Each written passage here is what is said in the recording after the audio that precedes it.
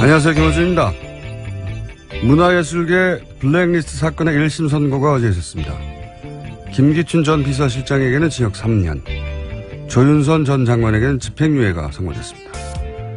특히 조윤선 전 장관에 대해서는 블랙리스트 업무를 인수인계 받았다 보기 어렵다고 법원은 판단해서 해당 혐의는 전부 무죄를 선고했습니다.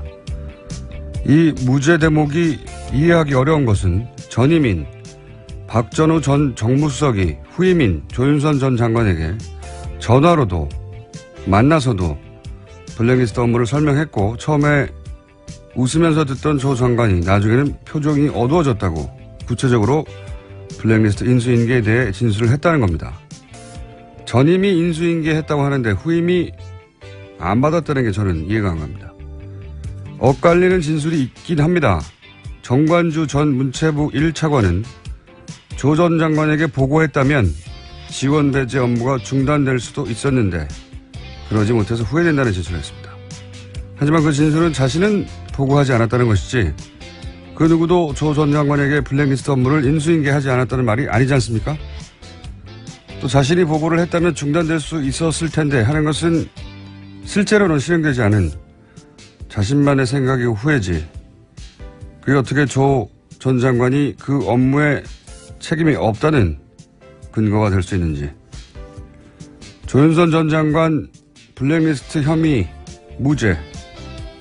이거 저만 이해가 안 가는 건가요? 김어준의 의문이었습니다.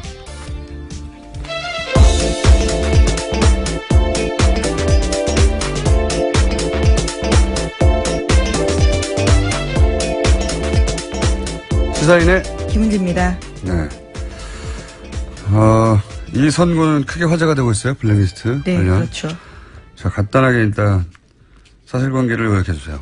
네. 네, 문화예술계 블랙리스트 작성하고 집행하도록 지시한 김기춘 전 비서실장에게는 실형이 선고됐습니다. 블랙리스트의 실체를 법원이 인정한 건데요. 김기춘 전 실장에게 징역 3년을 선고했습니다. 또 김종덕 전 문화체육관광부 장관은 징역 2년, 신동철 전 청와대 국민소통비서관과 정관주 전 문체부 1차관, 김상렬 전 교육문화수석은 징역 1년 6개월의 실형을 선고받았습니다. 김소영 전 청와대 문체비서관만 징역 1년 6개월에 집행유예 2년을 선고받았습니다. 저는 이제 특히 이 대목이 더 이해가 안 가는 거죠. 그러니까 전임 장관은 징역, 그리고 그 차관은 또 징역. 그런데 후임인 장관은 본인을 건너뛰었다는 거잖아요. 예. 이것도 이해가 안 가고, 전임 정무수석도 인수인계를 했다고 하고, 전임 정무비서관도 안다고 하는데, 후임 정무수석은 자기는 인수인계를 안 받았다는 거잖아요. 네, 자신과 함께 근무했던 정무수석실 시절에 다른 비서관들은 실형이 나온 건데요. 조윤선 전 장관만 무죄가 나온 겁니다. 본인만 빠진 거예요. 함께 일을 했었다고 봐야 될 텐데요. 저는 이게 참 이해가 안 가는데, 다른 사람들이 다 무죄도 아니고요. 예. 본인이 정무수석 되기 직전 정무수석이 인수인계했다고 하고, 본인이 장관 되기 직전 장관은 구속됐고, 본인이 장관일 때 차관도 구속됐고, 본인이 수석일 때 다른 수석도 구속됐는데 본인만 안 된 겁니다. 전 잘 이해가 안 가는데, 어쨌든 블랙리스트 관련 혐의는 모두 무죄로 판단했다고 하고, 이 관련해서는 저희가 잘 이해가 안 가서 뉴스공장에 법무수석이 있습니다. 네. 법무수석이요? 네. 네. 이정철 전 판사님. 부장판사 출신쯤 되면은, 예, 요 사안에 대해서 궁금증을 풀어주실 수 있을 것 같아서 저희가 잠시 후에 미디로 연결해 보겠습니다. 근데 많은 분들이 이해가 잘 안 가는 것 같아요. 예. 왜 무죄인가 하는 기사도 그래서 많이 나왔어요. 네, 재판부가 그 관련 간략하게 설명했습니다. 말씀을 좀 드리자면요. 조윤선 전 장관이 정무수석 부임 당시 비서관들과 공모해서 지원 배제를 승인했다고 보기에 부족하고, 정무수석실이 관여를 했다고 해도 보고를 받거나 관련 지시를 했다고 인정하기에 부족하다. 그러니까 증거가 부족하다라는 취지의 이야기를 했습니다. 아니, 이게 본인이 정무수석이 되기 이전에 계획되고 실행된 거죠. 하지만 본인이 있는 동안도 계속 실행이 됐거든요. 예. 그러니까 본인이 승인할 필요가 없죠. 애초에 본인이 있기 전에부터 승인돼서 시작되고 있었는데 승인하지 않았다는 게 무죄의 이유는 될 수 없는 것 같고, 그럼 본인이 이제 이 사실을 알고 있었느냐? 그렇죠? 그리고 막을 수 있는 위치에 있었잖아요. 네, 거기다가 지난 4월달에 문화체육관광부 직원들이 나와서 직접 증언한 바도 있는데요. 조윤선 장관이 보고를 받고 이 정도냐라고 그 반응을 보이면서 블랙리스트 하지만 정책을 중단하진 않았다라는 증언도 나온 바가 알고도 있거든요. 있었고 사실은 지금 구속된 차관이나 장관이 아니라 그 밑에 직원들로부터 보고를 받았다는 얘기, 그 증언도 문체로부터 나왔는데 왜 그런 증언들은 이렇게 중요하게 취급이 안 된 건지. 주무장관이었기 때문에 막을 수 있었잖아요. 그 전에는 정무수석 때는 정말 승인도 하지 않았고 제대로 보고도 받지 않았다고 칩시다. 주무가 아니어서. 문체부 장관은 주무잖아요. 주무. 그러면 충분히 막을 수 있었는데 범죄 행위를 알고도 묵인하거나 방조하는 거 아닌가요? 최소한 본인이 직접적으로 주체적으로 하지 않았어도 그렇게 문제를 따졌어야 할 것 같은데 여하간 조윤선 전 장관만 이 부분이 문제가 됐습니다. 잘 이해가 안 가는데 잠시 후에 법률적인 부분은 따져보기로 하고요.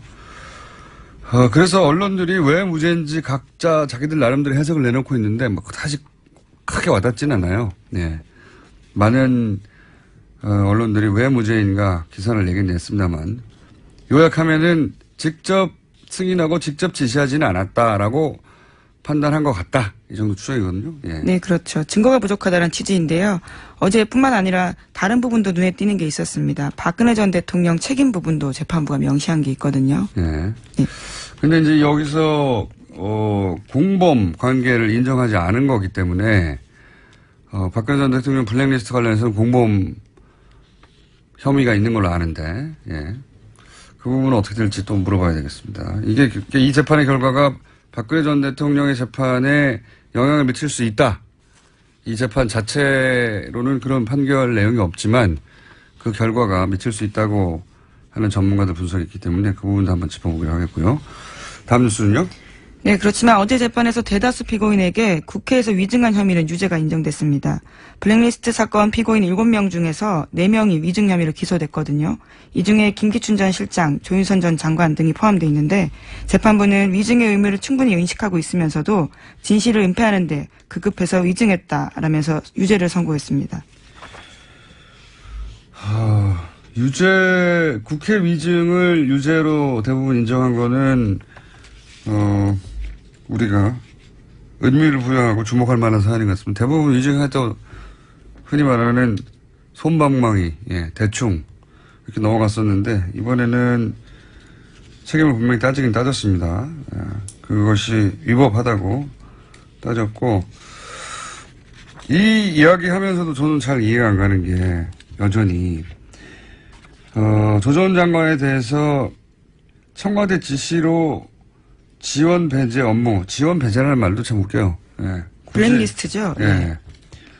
블랙리스트 업무를 위해서 9,000명 명단을 작성한 사실이 있다는 거를 조 전 장관이 알았다고. 그 부분은 또 인정했습니다. 예, 알았다고 재판부도요. 했잖아요. 예. 위증 부분에서 아는데 모른다고 했다고 이걸 인정했어요. 이걸 인정했는데 당시 조 장관이 청문회에서 뭐라고 그랬냐면 아무것도 알지 못하고 관여한 바도 전혀 없다. 거짓말이죠. 그런데 여기서 관여하지 않았다는 부분 이거는 위증이 아니라고 본 거예요. 왜냐하면 재판부가 블랙리스트에 있어서는 무죄를 판단했기 때문에. 그러니까요. 예, 알긴 알았는데 알긴 알았다는 것은 인정을 했잖아요. 그렇죠. 그런데 본인은 알지 못한다고 했잖아요. 이것도 위증이고 관여하지 않았다는 부분은 진짜로 관여하지 않았다고 인정해 준 거죠. 아는 자체로 이미 관여가 되는 거 아닙니까? 청와대 장관이기 수석, 때문이죠. 장관도 예. 그렇고 수석인데요. 예. 수석이 2명도 아니고요. 장관이 2명도 아니거든요. 과연 이게 안 가면 이 판결이. 이게 제가 법을 잘 몰라서 그런 건지는 이정열 판사가 판결해 주시겠죠. 네. 언론 기사만 보고 저는 이해가 안 가서 그 기자들은 판사를 해본 건 아니기 때문에 저희가 잠시 후에 저희 궁금증을 풀어보기로 하고요. 자, 다음 뉴스는요. 네, 문화체육관광부가 문화예술계와 함께 진상조사위를 출범하기로 어제 결정했습니다. 진상조사위 구성은 문화예술인 17명과 문화체육부 직원들이 함께 구성합니다. 제가 보기에는 문체부 이 판결에 대해서 받아들이기 힘든 부분이 있을 것 같아요. 꽤. 왜냐하면 문체부가 이로 인해서 가장 큰 피해를 받고 그리고 사실은 문체부 직원들 중에 이 일로 인해서 부끄러움도 크게 느꼈고 고백도 했고 실제 특검에 여러 가지 문서를 제공한 것도 그럼 참담함 때문에 제공했단 말이죠. 근데 자기들은 그렇게 느끼는데 장관이 아니라고 무죄로 나오면 후임 장관이 지금 조사회 법률적 판단하고는 별개로 진상조사회를 꾸렸으니까 여기서 또 새로운 사실들이 추가로 나올 수도 있겠죠. 그럼 또 2심에서 반영이 될 수도 있을 것 같은데 문학에서는 이게 이제 인정이 잘 안 되겠죠. 장관이 빠져나왔으니까요. 주무부처에 실행한 문학에서는 뭐 인정하기 힘들다는 반응이 많이 있던 것 같은데. 네, 어제 유감 표명들 나왔습니다. 문화연대 문화정책센터 소장인 이원재 소장이요. 관련해서 이러한 판결들을 인정하기 힘들다라는 입장을 냈습니다. 문화연대뿐만 아니라 많은 문화예술계에서 말이 되느냐고 성명들이 나왔고요. 자, 그건 거기까지 하고요. 다음 뉴스는요. 네, 최순실 재산몰수 특별법이 어제 발의됐습니다. 국정농단 행위자 재산조사위를 설치하고 부정축제 재산은 법원의 영장을 발부받아서 소급해 몰수하는 것이 이번 법안의 핵심 내용입니다. 특별법 발의에 참여한 의원들은 132명입니다. 좀 더 필요하네요, 숫자가. 15명이. 특이한 것은 국민의당과 정의당, 심지어는 자유한국당에서도 김성태 의원이 한 명 있는데 바른정당에서 한 명도 없다는 점. 바른정당에는 사실 지난번 국정조사 때 굉장한 활약을 했던 분들도 있는데. 그렇죠. 스타 정치인들이 그때 탄생 많이 했습니다. 네, 어쨌든 물론 뭐 발의에 서명하지 않았다고 해서 이 법안이 이제 나중에 회의 때 통과시키지 않도록 반대표를 던진다. 뭐 이런 이야기는 아니긴 하지만 이건 참여는 하지 않았습니다. 자, 다음 뉴스는요. 네, 한국마사회 관련된 소식입니다. 한국마사회가 정유라 씨 등 승마 국가대표 선수단을 지원하기 위해서 마사회 예산을 쓰는 방안을 지난해 1월 초 현명관 당시 회장에게 보고한 사실이 확인됐다라는 보도입니다. 이게 오래돼가지고요. 이게 무슨 뉴스인지 잘 모르실 텐데 간단 요약하면은 삼성이 회장사인 대한승마협회가 최순실 씨에게 말을 지원하고 여러 가지 지원 계획이 있었다는 건 이제 확실한데 밝혀졌는데 그런데 마사회는 상관없다고 그랬거든요. 계속 부인했었어요. 우리는 상관없다고. 그렇죠. 계속해서 그런 입장이었습니다. 네. 근데 이제 마사회 회장도 삼성 출신이란 말이죠. 현명관 당시 회장. 여기서는 계속 우리는 최순실 정유라 지원한 적 없다고 했는데 알고 봤더니 처음에는 1,000억대, 나중에는 몇백억대, 나중에는 최종적으로 몇십억대 지원 계획이 있었던 거죠. 계획이 있었던 거고 정유라 지원 계획이 실제 있었다는 거고 그리고 이게 실행되지 않은 이유는 이제 마사회에서 박재홍 전 국가대표 감독. 네, 승마단 감독입니다. 이 감독을 정유라 지원을 위해서 독일에 보냈어요. 근데 이분이 갔다가 보니까 정유라 가르치는 건 못 해먹겠다고 귀국을 했거든요. 여러 가지 이유로. 아니 다른 선수들은 하나도 없고 선수라고는 정유라는 훈련도 안 하고 지원도 없고 그리고 돈은 중간에서 빼먹고 이분이 귀국을 했어요. 귀국을 해서 항의를 했단 말이죠. 이 문제.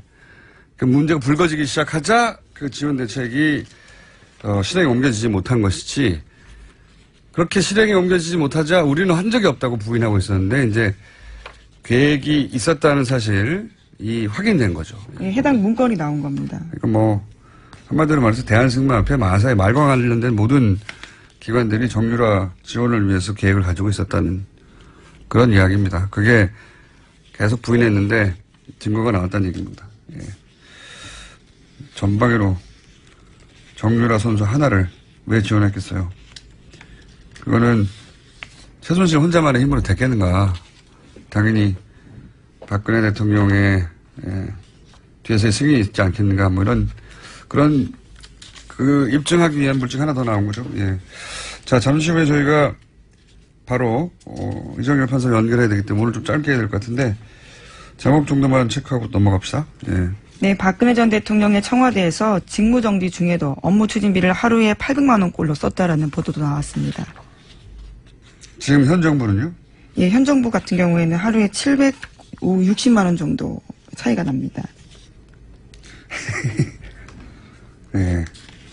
출범 초기에 매일매일 일하는 정부보다 직무 정지됐을 때 돈을 더 많이 썼다는. 네, 예. 그렇죠. 814만 원 꼴입니다. 평균. 예. 근데 이건 액수가 문제가 아니고 돈을 어디다 썼냐 이거죠. 지금 현 정부는 돈 쓰는 게 다 확인이 되는데. 예, 계속 공개하고 있습니다. 매일매일 확인이 되거든요. 어디다 얼마 썼고. 이 814만 원은 액수도 직무 정지된 당시 청와대로는 많지만 많은 게 문제가 아니라 돈을 어디다 썼는지를 모른다는 거예요. 예, 네. 대통령 기록관으로 이관해서 내역을 확인할 수 없는 상황입니다. 어디다 썼을까요? 네. 자, 다음 뉴스. 제목 정도 체크합시다. 예. 네, 홍준표 자유한국당 대표가 담배값 인하에 대해서 발언을 다시 한번 했습니다. 그러자 당내에서도 반발이 있습니다. 담배값 인하는 사실은 원내에 있는 의원들은 이게 분위기가 안 좋다는 게 느껴지거든요. 사실. 이게 기분이 나쁜 겁니다, 기분이. 그러니까, 담배값을 인상한다면 기분이 좋아야 되잖아요, 흡연자들은. 그런데, 아니, 우리를 뭘로 보고 이렇게 이랬다 저랬다 하나. 기분이 나쁜 거거든요. 우리를 바보 취급하나, 사람들이. 그 정서적 반응을 잘 이해 못하는 게 있는 거고, 또 하나는, 홍준표 대표의 힘을 빼는 거죠. 예, 왜냐면 이제, 곧이어 지방선거가 있기 때문에, 네, 여기서 힘을 빼놓지 않으면, 홍준표 대표가 주도해서, 지방선거에서 이제, 친박 진영에, 공천이라든가, 이런데, 너무 크게, 하여튼, 힘을 빼깁니다. 네, 이 얘기는 하다 말아야 되겠네요. 나중에 한번 좀 다루기로 하고요. 여기까지 하겠습니다. 네, 시사인의 김은지였습니다. 감사합니다. 자, 바로 이어서 저희가 궁금했던 이정열 판사님을 연결해가지고, 예, 조윤선 전 장관 집행유예 건에 대해서 왜 이렇게 된 건지 좀 여쭤보겠습니다. 안녕하십니까, 판사님? 안녕하십니까. 네. 전 뉴스공장의 법무수석으로서, 예. 무슨 말씀이에요? 저 영장 해설 뭐라고 하시나? 영장 전담 해설이라고 하시는데 왜 갑자기? 예. 하여튼 그때 달라집니다. 예, 직책이. 예, 알겠습니다. 네. 우선 법원이 무죄로 판단한 이유를 좀 전문가로서 설명해 주십시오. 일단 조윤선 전 장관에 대한 부분을 보면 네. 지금 큰 틀을 먼저 말씀을 드릴까요? 아니면 그 부분만 먼저 말씀을 드릴까요? 큰 틀부터 말씀해 주십시오, 그러면. 예. 예, 일단 지금 이 사건에서 그 큰 틀에서 재판부가 이 사건을 보고 있는 시각이 그대로 드러나고 있는 부분이 있습니다. 네. 그러니까 양형 부분에서 나오는 이야기인데 양형, 예. 이 사건의 이 본질에 대해서 재판부가 판단을 하기를 이게 그 직업 공무원 제도를 위반을 했다. 그 다음에 문화예술 활동, 문화 창작의 자유를 이제 침해했다. 이런 얘기를 쭉 하면서 마지막에 뭐라고 하냐면, 다만 이 피고인들이 보수주의를 표방한 대통령을 보좌하는 정무직 공무원들이어서 예. 문화예술계가 지나치게 좌편향되어 있다는 인식에 따라 이거를 단기간에 바로잡겠다는 의욕이 지나쳐서 범행에 이른 것으로 보인다. 그래서 이게 특정 개인 등의 사익 추구를 목적으로 국가 권력을 남용한 다른 국정농단 범행과는 성격이 분명히 다르다. 아하. 이렇게 지금 판단하고 있어요. 아하. 그러니까 이것은 이제 재판부가 그야말로 이 부분에 대해서 어떤 그 사익 추구가 아니기 때문에 국정농단이라고 하는 것을 아주 가볍게 보고 있는 거죠. 이 블랙리스트라고 하는 것을. 그렇군요. 오히려 돈 때문에 그랬으면 이해가 할 만한데 이런 확신범이 제일 무서운 거 아닙니까? 국가적으로? 당연하죠. 그러니까 이 사건을 보는 인식 자체가 지금 재판부가 잘못돼 있어요. 아예. 그렇구나. 그 다음에 두 번째로 나오는 이 재판부 인식 잘못의 부분이 이게 지금 저는 이제 재판부의 보도자료를 보고 있는데요. 네. 이게 보통은 이런 얘기를 안 하는데 보도자료에 이런 얘기가 나옵니다. 이 사건에 있어서 그 노태강 전 국장을 이제 해임하는 부분, 그 부분에 있어서는 대통령의 공범이다. 박근혜 전 대통령의 공범인데 해임은 공범인데. 네, 그 이외의 부분에서는 특히 이제 문화예술계 지원 배제 부분에서는 공범 인정하기 부족하다. 아하. 얘기를 하고 최순실은 전부 다 공범이 안 된다. 이거를 별도의 보도자료를 냈어요. 그래서 뭐 굳이 이렇게까지 하나. 그다음에 이제 또 하나 그러면 그 얘기는 박근혜 전 대통령이 블랙리스트와 관련해서는 공범이 안 된다고 이 재판부는 판단한 거죠. 그렇죠. 어허. 이제 그렇게 보게 되면 아까하고 좀 모순이 생기는 게 이제 보수주의를 표방한 정권 정무직 공무원이란 말이에요. 예. 그런데 대통령이 보수주의인데 대통령 몰랐다는 얘기가 되거든요. 그러면은 대통령이 모르는 상태에서 지시도 안 했는데 김기춘 비서실장 이하 그 정무직 공무원들이 이걸 다 알아서 했다는 얘기가 되거든요. 그렇게 저도 모순이 된다고 보는 게 네. 지금 이제 그 대통령이 가지고 있는 정치 지향 그거를 구현하기 위해서 사익이 아니라 그 정치 지향을 구현하기 위해서 그랬다는 건데 근데 대통령은 관련이 없다는 거 아닙니까 또 막판에. 그렇죠. 이 판단에 의하면. 앞뒤가 안 맞는 거네요. 예. 그리고 그것이 판사님 극명하게 예리하십니다. 저기 방송 사고 나게 처음. 역시 부장판사는 아무나 되는 게 아니고 예리하십니다. 예. 또 하나 이제 드러난 것이 뭐냐면 김기춘 전 실장이 이제 징역 3년의 실형을 선고받았는데 네. 사실 이 사건에 있어서 공소 제기된 부분 중에 강요 부분은 전부 다 무죄가 났어요. 강요가 무죄다. 예. 네, 전부 다 무죄가 났고 직권남용 부분도 상당한 부분 무죄가 났는데 그럼에도 불구하고 3년이 선고가 됐어요. 이게 어떻게 보면 이제 일반 국민들 입장에서는 이 3년 너무 낮다라고 판단하실 수 있는데 예. 근데 이 법률적으로 해석을 해보면 이 3년은 상당히 중요해요. 그러니까 어떻든 김기춘 씨는 전과가 없잖아요. 초범이잖아요. 네. 예, 초범인데다가 이 기소된 범죄 사실 중에 상당 부분 무죄가 났고 일부만 지금 유죄가 났는데 그걸 실형 3년을 선고한다는 거 상당히 무거운 거거든요. 그러면은 이 재판부의 판단은 아까 그 부분이랑 궤를 같이 한다고 보여요. 그러니까 이것은 박근혜 최순실까지 가는 부분이 아니라 김기춘서부터 시작된 거다. 이렇게 막아버린 거죠. 그러니까 김기춘 전 실장에 대한 형이 너무 높아요. 행간에 지금 그런 그 해석이 깔려 있는 거군요. 인식이. 네. 예, 그러니까 이게 쭉 나오는 것 같아요. 그러니까 박근혜 전 대통령은 공범이 아니고 이것은 김기춘 전 실장이 기획해서 실행한 것이고 그러므로 김기춘 전 비서실장이 책임이 크고 그리고 나머지 그 사람들 중에 특히 조윤선 전 장관은 상관이 없다 여기에. 왜냐하면 김기춘 전 실장이 직접 조윤선 정무수석이 오기 전에 계획을 해서 실행하고 있던 거였기 때문에 이렇게 논리를 구성한 거군요. 네. 그렇죠. 그 말씀 드렸어야 되는데 먼저 공장장님께서 말씀하시죠. 정말 예리하십니다. 판사님 서로 이런 얘기 이제 하지 않는 것으로. 자 그러면 제가 궁금한 건 이겁니다. 네. 그냥 쉬운 말로 하면 판결 들으면 그러면 김기춘 비서실장은 지시하고 승인했지만 조윤선 정무수석은 건너뛰었고 그리고 그 아래 비서관들이 했다는 소리가 되는 거 아닙니까? 네, 그렇죠. 이게 진짜 이상한 상황인데. 한 부분은 이제 이거는 이제 저는 동의할 수 없지만 판결문의 논리를 말씀드리겠습니다. 그러니까 아까 이제 공장장님께서 말씀하신 것처럼 이제 건너뛰게 되는데 이것이 왜 그러냐면 첫째는 이제 전 정무수석이 있던 시절에 기획되고 문건이 작성이 되고 쭉 이제 실행이 되기 시작했어요. 예. 그러면은 일단 이 소관 업무는 문화계 블랙리스트이기 때문에 교육문화수석실 소관입니다. 예. 가장 큰 이제 주범이 되는 주축이 되는 부서는 교육문화수석실이고요. 그렇죠. 다만 이제 여기서 이 정부적인 어떤 판단을 하려고 했는지 정무수석실이 개입을 합니다. 이제 총괄 기획을 하죠. 정무 쪽에서 이제 소위 말해서 정치적 판단, 정무적 판단 이런 걸 그렇죠. 했겠죠. 예. 예, 그렇죠. 그런데 지금 이 상황에서 지금 법률적으로 해결이 되려면 전임 정무수석이 후임 정무수석인 조윤선 전 장관에게 이제 인수인계를 하잖아요. 네. 그러면은 일단 그냥 그 시계열적으로 그 단면을 보면 조윤선 전 장관은 아무것도 모르는 상태에서 들어오게 되는 거잖아요. 네. 그러면은 전임 정무수석과 후임 정무수석 사이에는 공범 관계가 있어야 됩니다.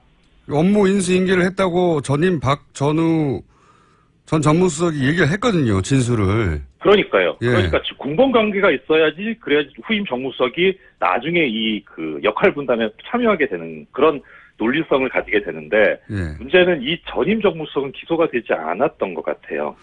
그 부분이 빠졌고, 네, 저도 네. 그 부분이 좀 이상했고요. 왜냐하면 박전호 전 정무수석은 통화로도 혹은 만나서도 이제 앞으로 할 업무니까 블랙리스트 업무를 후임인 조윤선 전 수석에게 당시 업무를 설명했고 그 얘기를 듣다가 처음에 웃다가 나중에는 심각해져가지고 표정이 어두워졌다. 구체적으로 진술했거든요. 내가 인수인계했다고. 네, 그렇죠. 그러니까 여기 재판부에서도 그래서 뭐라고 판단하고 있냐면 전임 정무수석 재임 당시에 이런 보고서가 작성이 됐고 그래서 정부에 반대하는 개인 단체를 선별을 해서 지원해서 배제하도록 하는 행위를 하게 했는데 예. 이것에 관해서 의견을 개진을 하고 점검을 한 것으로 의심되는 사정이 인정이 되기는 한다. 이렇게는 써놨어요. 인정이 되기는 하나. 의심이 된다. 예, 예. 예. 그런데 문제는 뭐냐면 지금 여기서 공범은 뭐냐면은 그 정무비서관. 예. 예, 이 정무비서관이 지금 공범으로 돼 있는데 정무비서관은 실제로는 전임 정무수석 하에서 이제 여러 가지 행동을 한 것으로 지금 기소가 돼 있고 그 범죄 사실에도 그렇게 돼 있고요. 그다음에 예. 이 사람하고 지금 후임 정무수석인 조윤선 장관 사이는 별다른 지금 연결고리가 안 보여요. 판결문상으로는. 그게 저도 그게 또 이해가 안 가는 게요. 네. 전임 정무수석도 블랙리스트를 인수인계했다고 하고 그리고 그 정무 비서관도 여기에 혐의가 있고 그리고 네. 특히나 전임 문체부 장관도 구속이 되고 그리고 문체부 차관도 구속이 됐는데 오로지 조윤선 정무수석과 조윤선 문체부 장관만 건너뛰었다고 이게 이야기가 되는 거거든요. 쏙 빠져서. 그러니까 예, 법률적으로 보면 전임 정무수석이 이 지금 공범관계 고리에서 빠져 있는 것이 그러니까 기소 단계에서 그렇게 된 것 같긴 한데 예. 그것이 지금 법률적으로 보면 무죄가 나오게 되는 가장 큰 원인이었던 것 같고 고리가 빠졌다. 더 큰 거는 지금 이것을 그러니까 어느 한 시간마다 단편적으로 보게 되면 그런 판단이 가능할 수도 있어요. 있지만 예, 크게 보면 이 조윤선 전 장관이라는 사람은 박근혜 대통령 후보 시절부터 여기에 관여하고 있는 사람이잖아요. 그러니까 큰 그림을 그리는 사람이고, 네네. 예.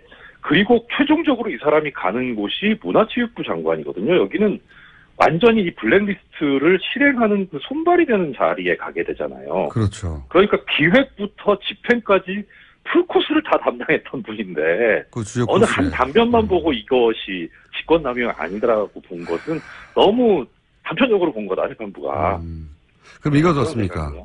그러니까 재판부의 판단을 10분 받아들여서 이전 정무수석과 그 비서실장이 다 결정해 놓았고 그래서 그 루틴이 이미 짜져 있어서 본인이 새로 승인하거나 지시할 내용이 없었다. 그래서 본인을 건너뛰었다라고 인정한다고 하더라도 본인이 그걸 막을 수 있는 위치에 있었잖아요. 문체부 차관으로. 그러니까 알았다는 것까지는 재판부도 인정을 했으니까 적어도 범죄 행위가 자신의 주무부처에서 실행되고 있으면 적어도 그거를 방조한 죄는 물어야 되는 거 아닙니까? 그렇죠. 이게 그런데 기소 자체가 이제 공동정범으로 돼 있어요. 공동정범은 그러니까 정범이기 때문에 일종의 주범의 한 형태인 거죠. 아하, 그래서 주도하지는 않았다. 예, 역할 분담이 있어야 되는데 그야말로 이 사람이 빠지게 되면 아예 이 범죄 자체가 안 이루어지는 그런 정도의 역할 분담이 있어야 되는데 지금 공장장님 말씀하신 대로 충분히 방조는 되는 상황인데 공동정범으로 기소가 돼 있고 사실 그게 또 맞는 거죠. 오히려 그렇죠. 방조라기보다는. 그래서 특검도 그쪽을 봤기 때문에 공동정범으로 기소를 한 것 같은데 사실 방조로 가기는 좀 실체적인 진실하고는 안 맞으니까 아마 그러지 않았나 싶은 생각은 듭니다. 알겠습니다. 예. 그런 허점들이 있고 기소 단계에서 약간 허점이 있었고 그리고 재판부가 이거 너무 협소하게 판단한 게 아니냐라고 이제 그렇죠. 지적을 하신 거군요. 그리고 이 결과로 박근혜 전 대통령의 공범 혐의를 입증하는데도 어려움이 좀 생겼다. 그런 말씀이신 거죠? 일단 너무 이례적으로 재판부에서 박근혜 전 대통령이나 최순실 씨의 공범관계가 인정이 안 된다는 보도자료를 낸 게 이례적이긴 한데 일단은 이 사건은 블랙리스트 관련해서 김기춘 전 비서실장을 필두로 한 그 비서실과 이제 문체부에 관련된 사람들에 대한 재판이었기 때문에 박근혜 전 대통령이나 내지는 최순실 씨가 이 블랙리스트 작성에 관여하게 되는 부분에 있어서 어떤 역할을 하는지에 관한 그런 심리는 사실 중요하게 이루어지지는 않거든요. 알겠습니다. 오늘 여기까지 듣고요. 예. 예리하셨다는 말씀을 남기고 또 조만간 요건에 대해서 다시 한번 연결할 기회가 있지 않을까 저는 싶습니다. 왜냐면은 문화계에서 반발이 심하거든요. 네. 오늘 여기까지 듣겠습니다. 네. 감사합니다. 네, 고맙습니다. 네. 네. 이정열 전 판사님이었습니다. 최순실 재산 추적 프로젝트 쇼미더머니 은닉재산 프로파일러라는 신종 직군을 만드신 안원구 전 대구지방국세청장님 나오셨습니다. 안녕하십니까. 안녕하십니까. 예. 유럽에 다녀오셨어요. 네. 유럽에 다녀오셔가지고 저희가 애타게 기다리고 있습니다. 새로운 소식을. 이번 유럽 방문이 세 번째인가요? 저는 세 번째고 안민석 군은 네 번째고 그렇습니다. 자, 세 번째 계속 세 번이나 하셨는데 이번에는 8박 9일 동안 5개 나라 독일, 스위스, 리echtenstein, 오스트리아, 헝가리 많이 이동하셨어요? 예, 그렇습니다. 한 네. 2,000km 다녀왔죠. 2,000km. 네. 급하게 다녀오셨는데. 자, 일단 유럽을 방문했더니 혹시 안원구 총장님을 알아보거나 혹은 잘 듣고 있다는 사람들이 많던가요? 예, 엄청나게 알아보더라고요. 저는 사실 저를 알아볼 수 없을 줄 알았는데. 효과. 저도 알아보는 거지만, 유수 공장에 대한 교포들, 교민들이 상당히 많은 사람들이 듣고 있고. 대단하다니까요. 인기가 대단해요. 실감하셨죠? 예, 그리고 우리 김은 총수가 오면 좋아하는 고기 재어놨다가 꼭 드리고 싶다고. 예, 효과음 나왔습니다. 제가 안 계신 동안 효과음 여러 가지 개발해놨거든요. 네. 아, 그렇습니까? 네. 저를 천둥 번개로 알고 있더라고요, 그분들이. 천둥 번개. 아니, 이럴 때는 천둥 번개가 효과음을 나와야지. 자꾸, 참. 게을러가지고, 저희 PD가. 하나 하면 계속해요. 자, 어쨌든, 그럼 유럽에서 듣고 계신 뉴스공장 팬 여러분, 안원구 총장님 잘 돌아오셨고요. 예. 그리고 고기 재놓고 있다는 분, 언제 갈지 모르는데, 고기를 좀 썩겠습니다. 발효가 되겠네, 고기. 자, 가서, 이제 여러 가지를 또 새로 밝혀내신 걸로 혹은 어떤 정황을 잡은 걸로 알고 있는데 그 중에서 가장 귀가 솔깃했던 건 전화도 잠깐 연결했었지만 최순실 재산이 이미 옮겨지고 있다. 예, 그렇습니다. 우리 최순실 씨가 이제 감옥에 있고 그리고 정유라 씨도 이제 군대에 돌아왔고 최순실 씨, 정유래 씨도 한국에 있고 그러면 가족들이 다 여기 있는데 거기서 재산이 그대로 있겠거니라고 짐작하고 있었는데 그게 아니었다는 거죠? 예, 지금 독일을 중심으로 한 유럽 쪽에서 있던 재산들은 그동안에 그 재산을 형성하거나 은닉하는데 도움을 줬던 분들이 그대로 있잖아요. 예. 그러니까 그렇죠. 여기 이 사람. 그분들은 그대로 있죠. 예, 이분들이 구속되는 거하고는 전혀 관계없이 그렇죠. 활발하게 지금 아직도 움직이고 있다는 정황을 오히려 봤고요. 더 활발해졌을지도 모르겠습니다. 그렇습니다. 지금 일부는 지금 정리를 하고 있고요.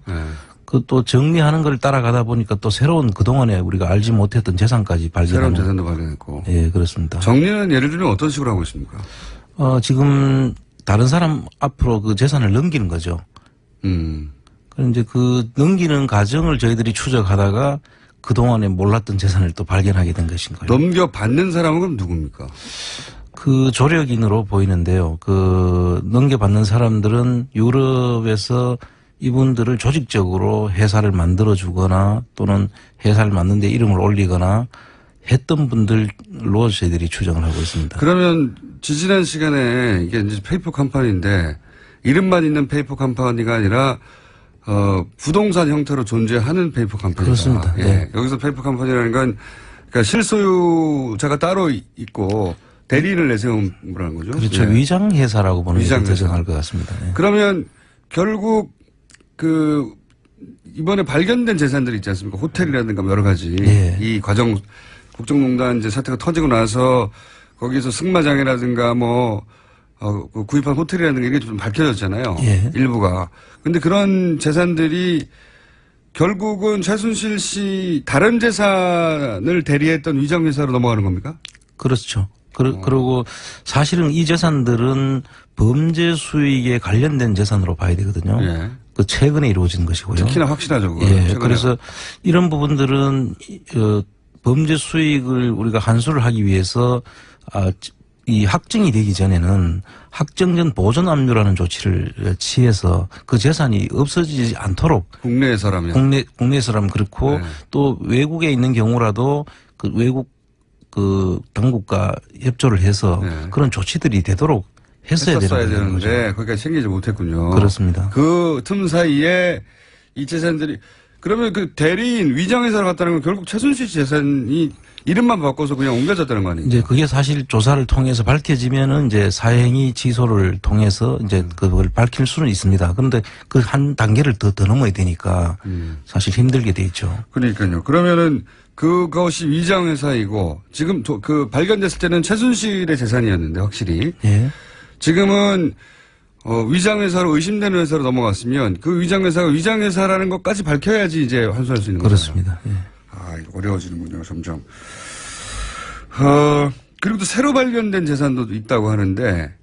예, 그분들 이름을 우리가 이제 그 새로 산 사람들이 누군지 없어지면서 그 산 사람들이 누군지를 밝히다 보니까 나이가 뭐 23살, 24살 정도 되는 아주 나이가 어린 사람들이 취득을 한 거죠. 그 독일에서는 그런 사람들이 그걸 취득할 수가 없거든요. 그렇죠. 23살이 갑자기 뭐 수십억을 들여서. 네, 그래서 저희들이 이제 또 들어가 봤고 네. 들어가 보니까 저희들을 일거수일투족 감시를 하면서 네. 그 커피숍을 우리가 이용을 하러 들어갔는데 너는 손님도 아니다. 꺼져라. 지옥에 나가라. 뭐 이런 식의 이야기가 있었습니다. 그 커피숍에 들어가자마자. 예, 우리가 들어가는 사실을 어떻게 아는지 다 지켜보고 있다가 그런 식으로. 꺼져라. 예. 지옥에 나가라. 생긴 게 마음에 안 들어서 그런 거 아닐까요, 혹시? 그럴지도 모르죠. 아니, 이 효과보다는 차라리 전동 번개가 나은 것 같은데. 어쨌든, 죄송합니다. 저희 PD가 좀 짧아요. 여러 가지. 생각도 짧고, 자원도 짧고, 자. 그러면, 새로운 재산, 그러니까 탐문 과정에서 새로운 재산도 일부 발견됐다고 하는 그 새로운 재산 중에, 약간만 공개하시면요. 다 공개하면 또 예, 도망갈라. 저희들이 들어가는 그 호텔, 예. 새로운 호텔 하나 하고, 그리고. 새로운 호텔도 들어가 봤더니 그게. 그 자리에서 저희들이 쫓겨난 거죠. 근데 그 새로운 호텔이 이리저리 확인해 보니까 최순실의 재산이었다. 재산일 걸로 저희들이 지금 보고 있습니다. 근데 쫓겨났다는 이유만으로 그렇게 생각하기는 어렵잖아요. 그냥 그렇죠. 여러 가지, 그거는 나중에 저희들이 혹시 다른 스포트라이트, 방송에서. 스포트라이트. 아니, 스포트라이트 팀이 JTBC에 같이 간 것까지는 제가 알겠는데, 굳건하게 약속을 하셨나 봅니다. 어제 안민석 의원도 그러고, 안민석 의원에게 매일매일 전화 온대요. 제발 말하지 말아달라고. 그런 부탁을 받으셨군요. 어쨌든 거기서 새로운 재산을 발견했다. 예. 예. 그것은 스포트라이트를 통해서. 사실은 그 그림을 보면 금방 이해가 될 수 있는 그런 곳입니다. 예. 그러면 그 재산은 지금 말씀하신 걸로 비추자면 호텔인 거네요? 호텔하고 또 저희들이 관련 머니하우스를 통해서 확인을 해보니까, 화장품 회사 또 화장품 회사. 승마장. 승마장이요? 예. 그리고 이거는 제보에 의한 건데 오스트리아에도 호텔을 샀다는 제보가 있어요. 그래서 지금 저희들이 그동안에 제한된 시간 내에 저희들이 찾고 그렇죠. 있는 중이긴 한데 그러다 보니까 그동안 몰랐던 재산들도 사실 지금도 더 많이 있을 것으로 저희들이 보고 있습니다. 그렇겠죠. 뭐 갈 때마다 계속 자꾸 늘어나는 거니까요, 지금. 예. 이번에 가서 호텔도 찾고 승마장도 찾고 화장품 회사도 찾으셨다고요? 아하. 자세한 내용은 스포트라이트를 보시면 되겠고, 스포트라이트 나온 다음에 제가 더 자세하게 얘기하겠습니다. 스포트라이트가 언제 하죠? JTBC에서 광고비 받아야 될 것 같은데. 자, 재산을 새로 찾았다. 네. 그중에 호텔도 있다. 근데 그 호텔은 그러면 최순실 씨 호텔이라고 찾은 곳에서 근처에 있는 호텔인가 보죠? 예, 그렇게 멀지 않습니다. 왜냐면 뭐 그냥 들어가서 커피 마시려고 그랬더니. 예, 그 같은 술 밑에 있는 지역이고요. 아, 그렇군요. 예, 거리가 멀지 않습니다. 근데 이제 그 근처에 있는 호텔인데 초기에 기자들이 찾았을 때는 거기까지 못 갔는데. 그렇습니다. 예, 이번에도 우연히 찾은 거네요. 그렇습니다. 우연히 저희들이 찾게 됐습니다. 근처에서 커피 한잔하러 들어갔더니 뭐 쫓아내고 막 그래서 이상해서 여러 가지 정황들을 봤더니 이것도 관련 있는 재산이었다. 예, 그 가정은 나중에 다시 한번 스포트라이트 다음에. 그리고 그 안민석 의원이 또 한마디 저희 지난 시간에 지난 코너에서 넘기고 간 말이 뭐냐면 중요한 제보자를 만났는데 정유라가 키맨이다. 정유라만 있으면 이 재산 문제는 문제가 없다. 이런 이야기를 했다고 해요.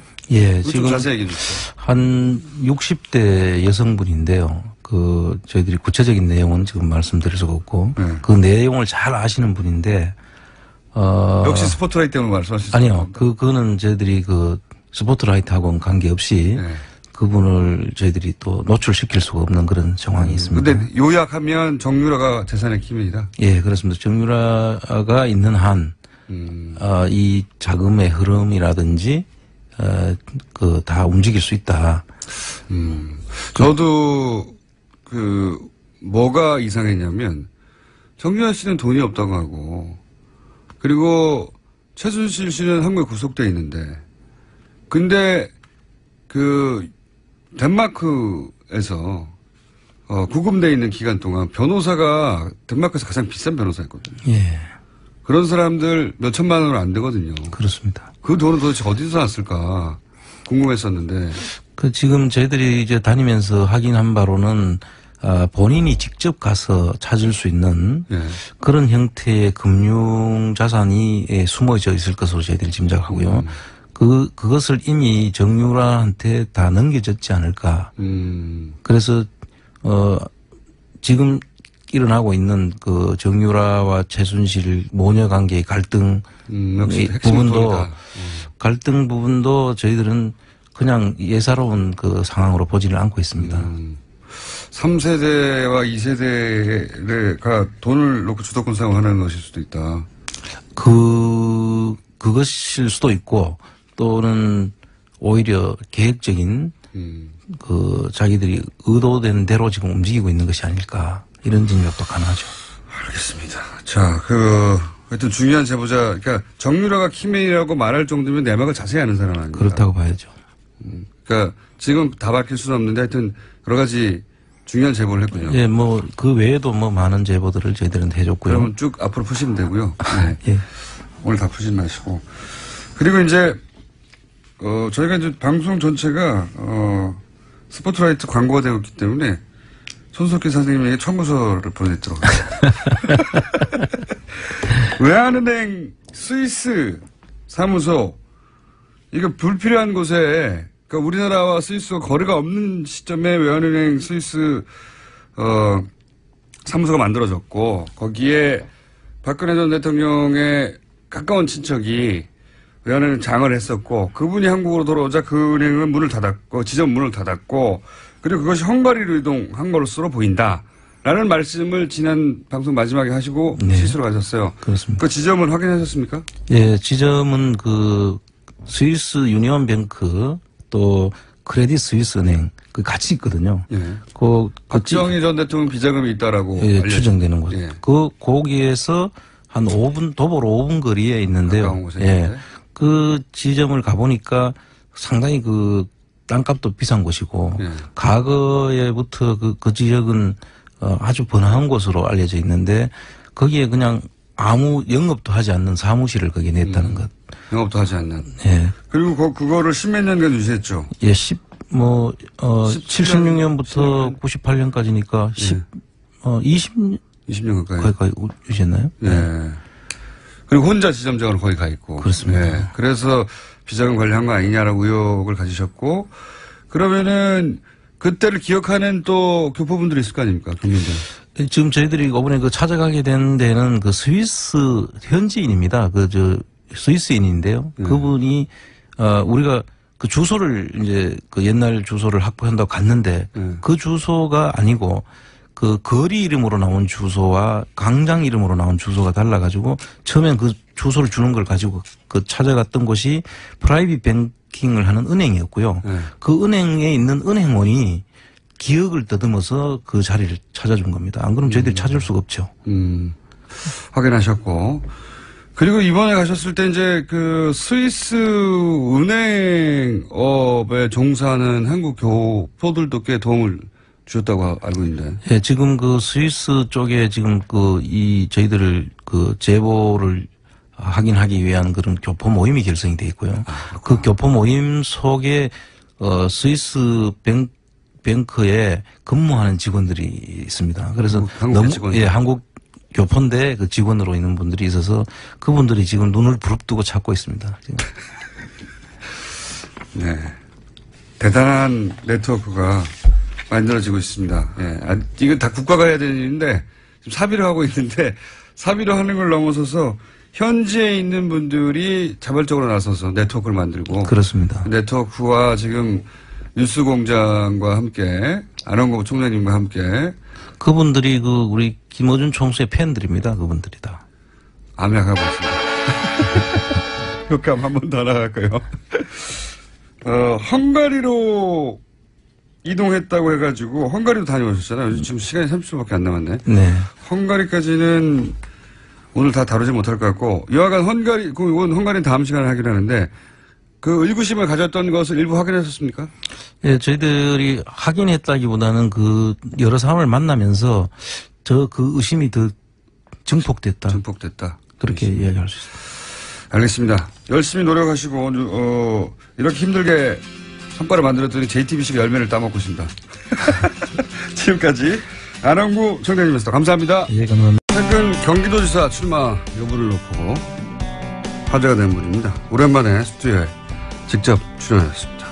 이재명 성남시장 모셨습니다. 안녕하십니까? 네, 반갑습니다. 예. 그 지지율이 1%대였을 때가 있었어요. 그때는 저희가 아무 때나 섭외를 할 수 있었거든요. 네. 예. 근데 대선 출마 지금부터는 섭외가 엄청 어려워. 그렇습니까? 예. 올챙이 쪽을 잊어버렸다. 제가 이제 대선 경선 끝나고, 네. 이제 몇 달 동안은 어쨌든 경쟁을 했던 사람 입장에서 이 선발된 선수가 이제 국민들의 관심을 받고 또 거기에 집중할 수 있도록 비켜서 있는 게 좋다. 그런 입장도 있었고, 저도 좀 쉬어야 되고 해서 그런 거지 우리 총수님이 불렀으면 당연히 왔죠. 요번에 좀 미뤄진 측면이 있어요. 여러 번 불렀는데 잘 안 오고 그래가지고. 네. 자, 대선 얘기 잠깐만 해보자면. 네. 얻은 게 뭐고 이런 게 뭡니까? 이번 대선 경선 과정에서 제일 많이 이기고 얻은 사람이 저라고 그러더라고요. 그러니까 기초단체장.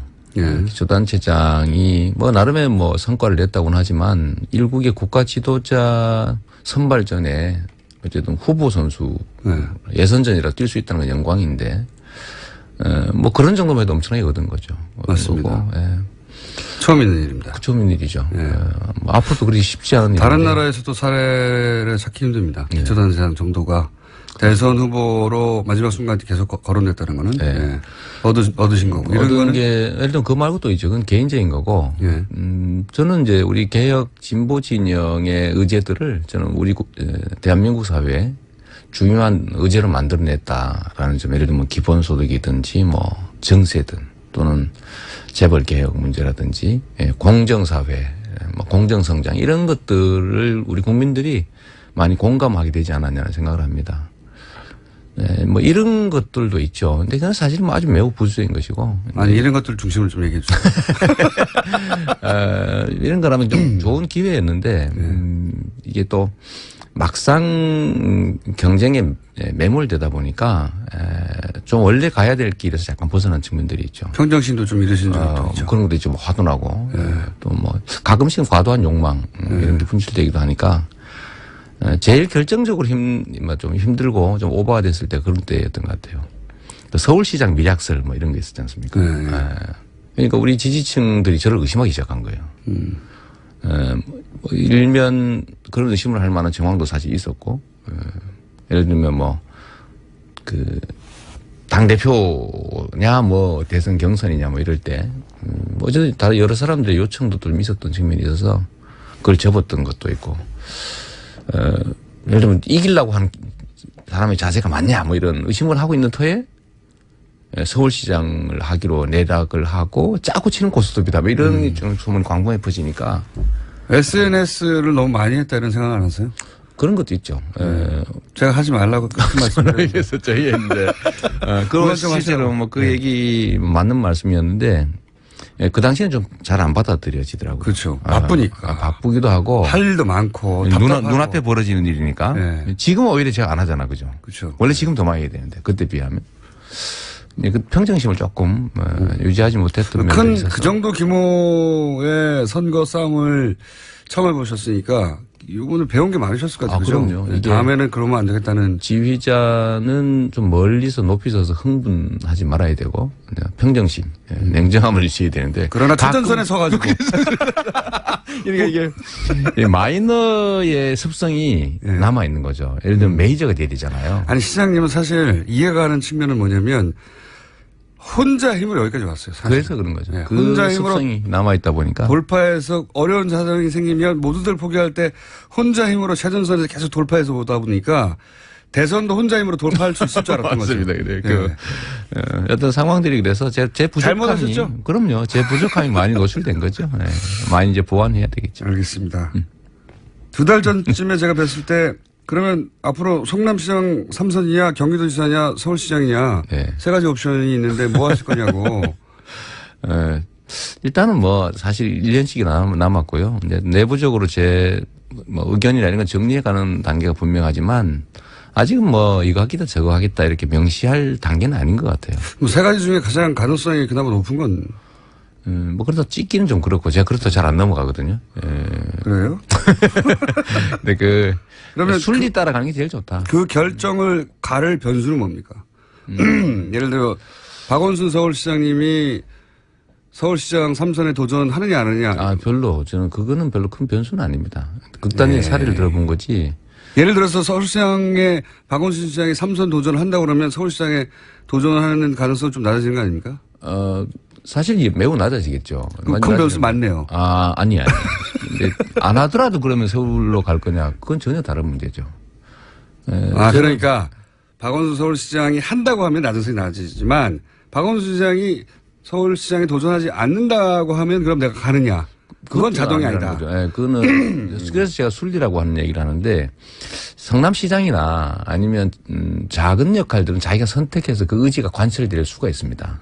그런데 예를 들면 서울시장 선거는 사실은 대한민국의 대통령 선거 다음으로 가는 지방선거에 꽂히고 두 번째 대규모 선거인데 이건 개인의 의지로 역시 돌파되는 게 아닙니다. 그걸 욕심을 내거나 아니 사적 이익을 개입시키면 실제로는 그 큰 흐름에서 벗어나는 순간이 뒤집어지는 수가 있거든요. 그러면 순리라고 하는 게 그래서 중요하다는 거예요. 박원순 시장이 3선 도전을 할 것 같다고 하는 측근의 이야기가 보도된 적이 있어요. 물론 본인이 직접 말한 적은 없습니다. 네. 그렇게 되면 서울시장의 도전 가능성은 그 사실이라고 하면 좀 낮아지는 거죠. 거기하고 조건으로 자꾸 붙이지 마세요. 네, 그 낮아지는 것으로 확인이 됐고. 아니, 낮아지는 게 아니라 그것 가지고 판단하지는 않을 건데 저는 이제 주어진 일들을 필요한 일들을 해오던 사람이지 내가 하고 싶은 일을 내가 선택해서 한 경우는 거의 없었어요. 예를 들면 제가 그럼 아무도 안 주면 어떡합니까 이제? 그럼 뭐 다시 야인으로 돌아가면 되죠 뭐. 아니 제 말은 어디로 출마해라는 이야기가 막 사방에 쏟아질 수 있잖아요. 각각 사람들의 얘기보다는 현재 상황에서 제가 맡아야 될 역할 중심으로 하려고 해요. 저는 성남시장 하려고 해서 시장한 사람 아니거든요. 그럼 경기도지사가 가장 가능성이 높군요. 그것까지 하죠. 남경필 지사가 현직인데. 요새 푸시업 하시느라고 바쁘시대. 푸시업이요? 네. 역시 관심이 많구나. 네. 아니, 어제 기사가 났더라고요. 되게 재밌는 기사예요. 그래서 제가 페이스북에 들어가 봤는데 계속 푸시업을 하고 계시더라고요. 체력 관리. 왜냐하면 이제 이재명이 오는구나. 붙어야 되니까. 그거 되게 재밌으시더라고요. 네. 자, 그럼 남경필 지사하고 다음 지방선거에서는 경쟁하는 것으로. 푸시업으로? 네, 푸시업이 됐든 어쨌든. 저는 장애인이라서 푸시업은 자신이 별로 없는데. 큰일 났네요. 당내 경선이 더 어렵지 않습니까, 오히려? 뭐 지금 현재 상태는 그렇게 보이죠. 그러니까 경기도지사 하겠다는 분들도 좀 있지 않습니까, 당내? 뭐 이분 저분들 말씀들 많이 나오던데요. 그러니까 다 알아보고 있어 지금 보니까. 아니, 또 모든 가능성. 저는 이순신 작전을 되게 좋아하는데 23전 23승 했잖아요. 예. 그런데 그게 우연히 이긴 것도 아니고 저는 그 작전의 결과라고 보거든요. 그중에 제일 좋은 작전이 뭐냐면 질 전쟁을 하지 않는다. 예. 이길 전쟁만 하죠. 왜냐면 피할 수 있으니까죠. 박원순 시장한테는 안 된다는 거고 그러면. 왜 이러세요? 두 번째는 이길 수 있도록 준비하는 거죠. 치열하게. 모든 가능성. 그래서 남경필 도지사 체력도 측정하고 있군요. 우연히 봤어요. 자꾸 그러지 몰지 마세요. 성남시장 3선의 요청도 꽤 있지 않습니까? 성남시청 내에서. 네. 시청 안이 아니고요. 예. 제가 재밌는 현상을 발견했는데 저는 대선 경선 때 성남에서 득표가 많이 나올 줄 알았어요. 그런데 거의 차이가 없는 거예요. 거의 차이가 없다. 그래서 네. 왜 그런지를 되게 궁금했거든요. 야, 우리가 조직도 안 하고 신경 너무 안 써서 그런가? 그랬더니 제가 동네를 좀 다녀봤지 않습니까? 끝나고 난 다음에 제가 이제 갔더니 물어봤어요. 성남시장 계속 하라고. 네, 그래서 저는 그 적극적인 지지자에서 경선 때도 한 표 주셨죠? 이랬더니 안 했다는 거예요.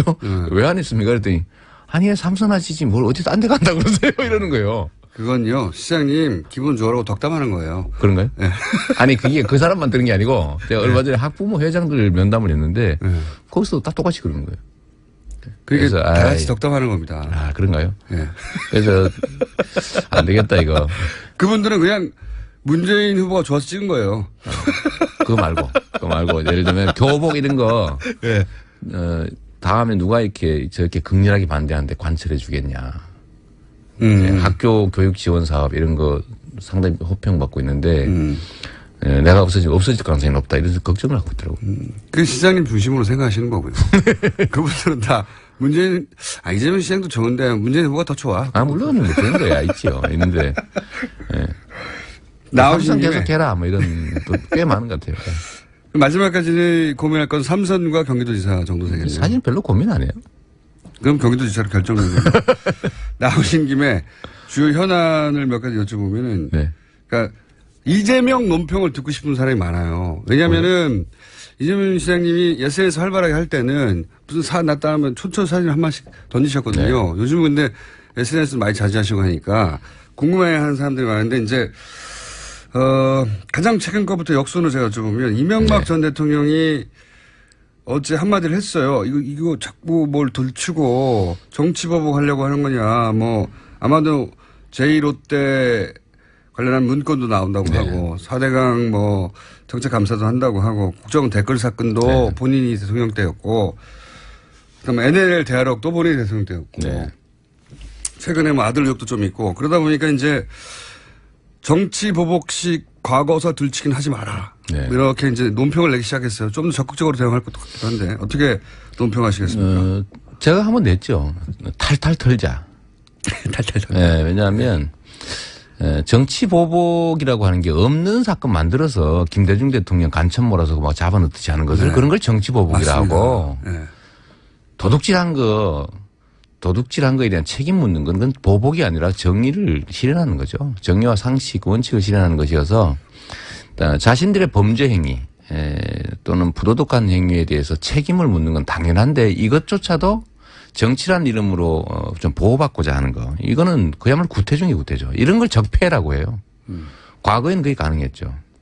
전두환도 권력을 가졌다는 이유로 그 집단 살해 행위에 대해서 면죄받았지 않습니까? 네. 이제 그런 기대를 하는 거죠.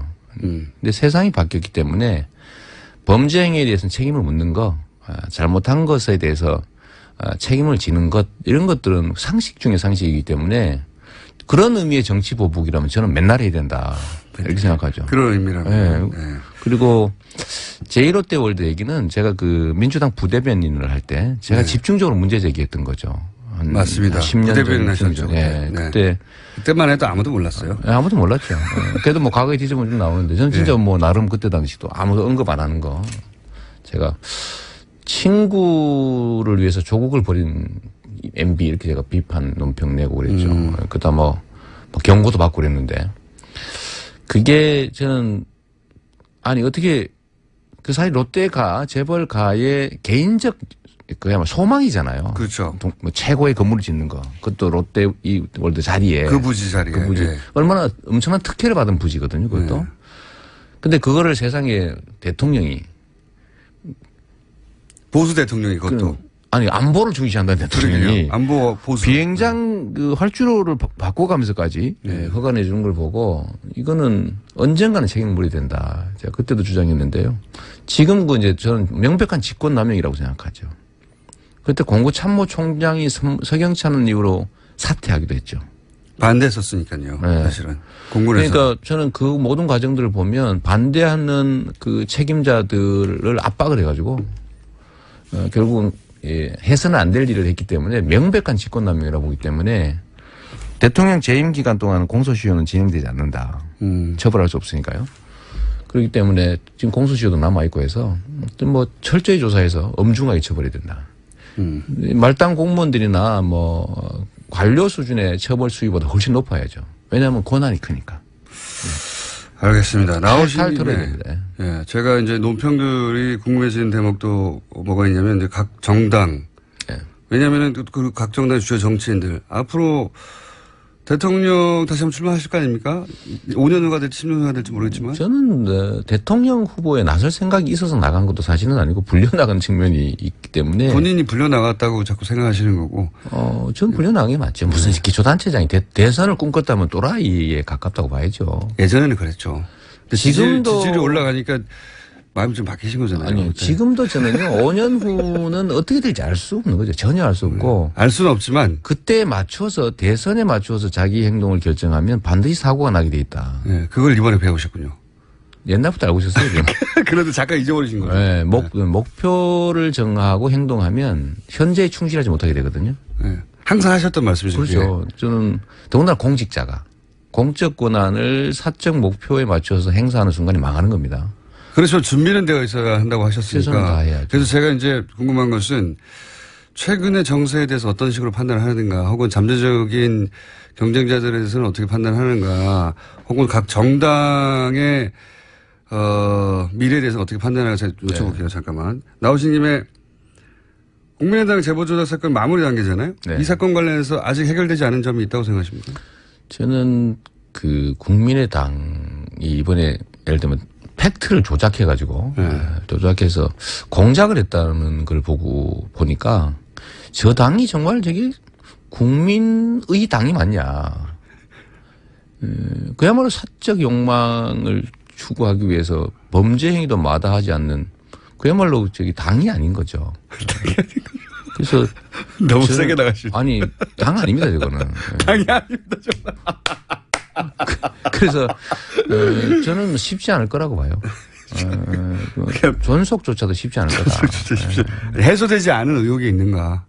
그건 잘 모르겠어요. 저도 법조인이라서 그래서 여쭤본 건데. 법률가라서 예를 들면 판결이나 법적 결정에 대해서는 논평하는 게 되게 조심스러운 측면이 있습니다. 왜냐하면 책임을 져야 되니까. 뭐 지금 현재 뭐 열심히 수사하고 있으니까 다 국민의당이 존속되기가 쉽지 않을 것이다. 앞으로 계속해서. 쉽지 않을 겁니다. 뭐 그 변곡점은 지방선거 정도 된다고 보시는 겁니까? 뭐 지방선거는 어떻게든지 뭐 견뎌내겠죠. 왜냐하면 국회의원 숫자가 있으니까. 그런데 3년 후에 지금처럼 한다면 애매한 태도, 그냥 국민들이 봤을 때 아주 뭐 반성하지 않고 있구나. 저 사람들한테 뭘 맡길 수 있을까 이런 생각을 하게 하면 존속이 어렵겠죠. 이건 어떻습니까? 추경 통과 과정도 그렇고 야당의 공조 없이는 도저히 안 되는 게 명백한 현실인데 네. 그래서 이참에 국민의당과 합당하자 결국 해야 한다라고는 이야기가 예를 들면 우상호 의원처럼 원내대표로서 원내에 이제 조율을 해본 사람 그런 경험을 가진 분들로 계속 나와요. 이건 어떻게 생각하십니까? 큰 정치판에서는 제가 보기에는요. 무리를 하면 꼭 사단이 벌어집니다. 자연적 흐름에 맡겨놓는 게 좋을 것 같고 일부러 밀어붙이면 예를 들면 한 발짝 빨리 가냐 한 발짝 늦게 가냐 차이가 정말로 큰데 뭐 예를 들면 그런 의도를 내비치는 것조차도 약간의 또 무리가 생길 수 있어서 전 자연적 흐름에 맡겨놓으면 국민에 의해서 저절로 정리될 거라고 봐요. 인위적으로 그런 계획을 세우거나 그런 말 하지 말자. 예, 그건 뭐 자연스럽게 되지 않겠습니까? 자유한국당 얘기를 좀 해보면 자유한국당의 미래는 어떻게 보십니까? 방금 국민의당은 존속이 어렵다. 3년 후까지는. 자유한국당은 저는 소망을 섞어서 좀 얘기하면 소망을. 청산되는 게 바람직하죠. 그런데 쉽게 청산되지 않을 것 같습니다. 왜냐하면 자유한국당은 정치권에 드러난 하나의 조직인데 뿌리가 있거든요. 네. 그 뿌리가 뭐냐면 분단 세력입니다. 분단과 소위 좀 더 깊이 들어가면 이제 친일, 외세 의존적 세력들. 근데 그게 뿌리가 있어서 이들이 사라지는 것 현재는 사라져도 그건 여전히 뿌리가 남아있기 때문에 계속 유지될 가능성이 많죠. 그러면 홍준표 대표도 뭐 그런 거 믿고 있지 않나 싶어요. 바른정당하고 적통 경쟁을 하는데 그래서 누가 누구를 흡수하냐 이런 경쟁이에요 사실상은. 제일 바람직한 거는 그래도 역사가 한 발짝씩 나가려면 바른정당이 예를 들면 좀 주력이 되는 게 저는 좋다고 생각하는데 그게 쉽지 않을 것 같아요. 그 여기 오히려 가능성이 오히려 높다. 더 여기 가능성이 높습니다. 홍준표 대표의 정치적 면을 어떻게 판단하십니까? 잠재적 경쟁자일 수 있다고 보십니까? 아니면 뭐 저는 예를 들면 메이저 주요 그러니까 핵심이 주류가 됐을 때 취하는 태도와 이제 마이너 변방일 때 취하는 태도가 좀 달라야 된다고 저는 생각합니다. 근데 홍준표 대표는 여전히 마이너 태도를 견지하고 있어요. 그래서 뭐 좀 크게 가긴 좀 어렵지 않을까. 본인의 경쟁자가 지금 아니다. 이제 현재 상태로 살아남기 작전에서 유용한 것 같습니다. 그러니까 본인의 잠재적 경쟁자로 안 보시는군요. 뭐 제가 경쟁에 나갈지 안 갈지도 모르는데 뭐 그런 걸. 네, 안 보는 걸로. 네. 혹여 자유한국당 내에서 이 사람을 주목해봐야 된다. 성장 가능하다. 예의주시한다. 이런 분이 있나요 혹시? 좀 괜찮다 싶은 사람은 다 탈당했던데요. 바른정당은 어때요? 이해운 체제. 그러니까 이 갈래가 지지 않습니까? 바른정당 정도면 그래도 대화가 되니까 협치의 대상으로 계속 생각해야 된다는 측도 있고 아니다 뿌리가 같다 이렇게 생각하는 흐름도 있는데. 뭐 아무래도 갈라져 나온 거니까 좀 다른 요소들이 좀 강조돼 보이지 않겠어요? 좀 나아 보이긴 해요. 나아 보이긴 하고, 나아 보이긴 하고 그래도 비양심적이고 뻔뻔스러운 그 엉뚱한 주장은 잘 안 하는 편이더라고요 보니까. 그런 면에서 보면 그것도 하나의 뭐 진전이라고 볼 수 있겠죠. 이번 최순실 박근혜 게이트를 통해서 생겨난 조금의 좀 나은 진전? 유승민 의원의 정치적 미래는 어떻게 보십니까? 뭐 훌륭한 자원이니까.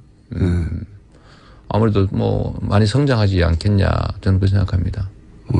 잠재적 경쟁자로 보시는군요. 저는 경쟁자가 될지 않을지 제가 아니고 모르는데 자꾸 그러십니까? 홍준표는 아니고 유승민을 맞고 김무성 전 대표는 부활할 수 있을까요?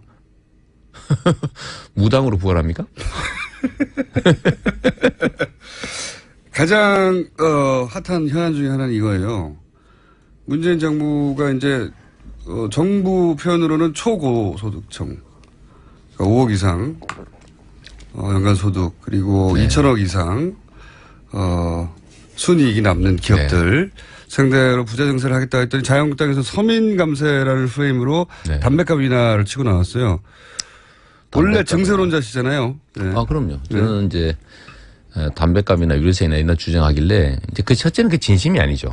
이거는 이제 정말 서민들의 부담을 줄이기 위해서라는 거는 이때까지 그들이 취한 태도가 아니기 때문에 그냥 회방 놓기 위해서 내든지 카드. 세수 부족해라 이거 아니에요. 그러죠. 이제 저는 뭐 아주 나쁘게 하면 뭐 먹어라 이런 뜻으로 보이지거든요. 그건 이미 저희 방송 여러 번 얘기했어요. 연 먹으라는 거 아닙니까? 뭐 그런 건데 문제는 우리가 이제 그 의도는 나쁘지만 시장님 좀 바뀌신 것 같아요. 대선 출마 전에는 연 먹어라 정도는 방송에서 팍팍 던지시더니 이제는 뭐 먹어라 정도를 이렇게 엑스레이라 이런 몸을 사리시고 몸을 좀 사려야지. 변했어. 왜 이러세요?